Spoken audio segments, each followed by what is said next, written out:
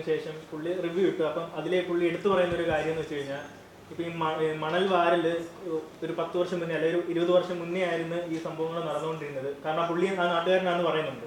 പക്ഷേ ഈ ഒരു കാലഘട്ടത്തിലേക്ക് വരുമ്പം ഗവൺമെൻറ് ഉൾപ്പെടെ മണൽ വാരലിനെ പ്രോത്സാഹിപ്പിക്കുന്നുണ്ട്. കാരണം മാനുഫാക്ചേർഡ് സാൻഡ് ഉപയോഗിച്ചുകൊണ്ടിരിക്കുകയാണ് ഇപ്പോൾ കുറച്ച് കാലമായിട്ട്. അപ്പം ഗവൺമെൻറ്റും അതിനെ പ്രോത്സാഹിപ്പിക്കുന്നുണ്ട്. അപ്പം ഈ ഒരു ടൈമിൽ ഈ ഒരു വിഷയം ആപ്റ്റാവുന്നില്ല എന്നുള്ള രീതിയിൽ പറയുന്നുണ്ട്. അപ്പം അതിനോടുള്ളൊരു പ്രതികരണം എന്താണ്? ഇവിടുത്തെ നിയമപരമായിട്ട് ഒരാളും കൈക്കൂലി വാങ്ങാൻ പാടില്ല അല്ലേ? ശിക്ഷിക്കാം. ഇവിടെ കൈക്കൂലി വാങ്ങുന്നില്ലേ? ഇല്ലേ? പറയാൻ പറ്റുമോ? അറിയില്ലെന്ന്. കൈക്കൂലി വാങ്ങുന്നവർ കൂടുതലാണ്. ശിക്ഷിക്കാൻ വേണമെങ്കിൽ ഒരാളെ പിടിച്ചാലും തന്നെ ചില ശിക്ഷകൾ ഉണ്ടാകാറുണ്ട്. അപ്പം അങ്ങനെയാണെങ്കിൽ കൈക്കൂലി വാങ്ങുന്ന ഒരു സബ്ജക്റ്റ് എന്ന് പറഞ്ഞാൽ അത് ആ കാലഘട്ടത്തിൽ പറയേണ്ടതല്ലേ എന്ന് പറയുന്നത് എപ്പോഴും ഉണ്ടത്. നമ്മളൊരു കലാസൃഷ്ടി ഉണ്ടാക്കുമ്പോൾ അത് ഇൻട്രസ്റ്റഡ് ആയിരിക്കാം, കണ്ടിരിക്കാൻ മൂടായിരിക്കണം.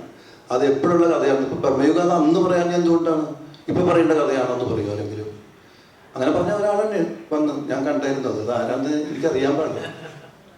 ഒരു പടത്തിനെ കുറിച്ച് പറഞ്ഞിട്ട് ഒരു റിവ്യൂ പറയുന്ന ഒരാളാണ്. ഞാൻ അത് ഏതാണെന്ന് എനിക്ക് മനസ്സിലായില്ല. അയാൾ പറഞ്ഞു തുടങ്ങിയിട്ട് ഈ പടത്തിനെ കുറിച്ച് ഒരു പ്രേക്ഷകൻ പറഞ്ഞു തന്നെ കാണിച്ചു. പ്രമേയത്തിനെ കുറിച്ച് ഞാൻ കണ്ടു പടം.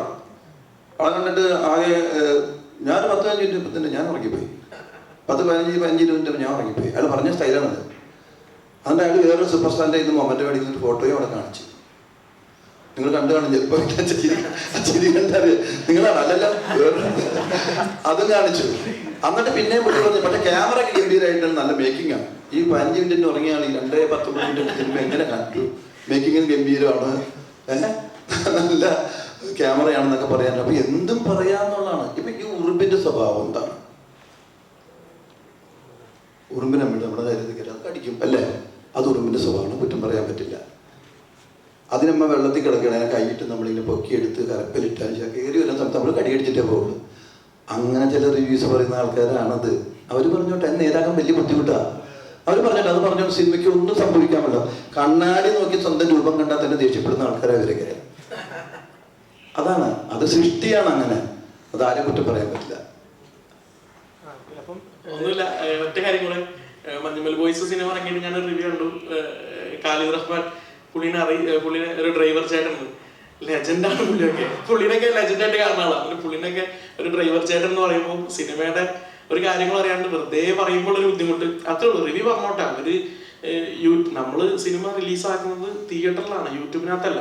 അപ്പം യൂട്യൂബിനകത്ത് ഈ ഒരു കണ്ടന്റിന് വേണ്ടിയിട്ട് എന്തും പറയാന്നുള്ളത് ശരിയായിട്ടുള്ള കാര്യമില്ല. പക്ഷെ ഈ പറഞ്ഞ പോലെ അവര് പറയാനുള്ള അവർക്ക് അവരുടേതായിട്ട് സ്വാതന്ത്ര്യം അവർ പറഞ്ഞോട്ടെ. പക്ഷെ ഇതും കൂടെ ശ്രദ്ധിക്കണം. നമ്മളൊക്കെ ഒരുപാട് ഞാൻ 21ാമത്തെ വയസ്സ് തുടങ്ങിയ പരിപാടിയാണ്. ഒരു 24 വയസ്സായി.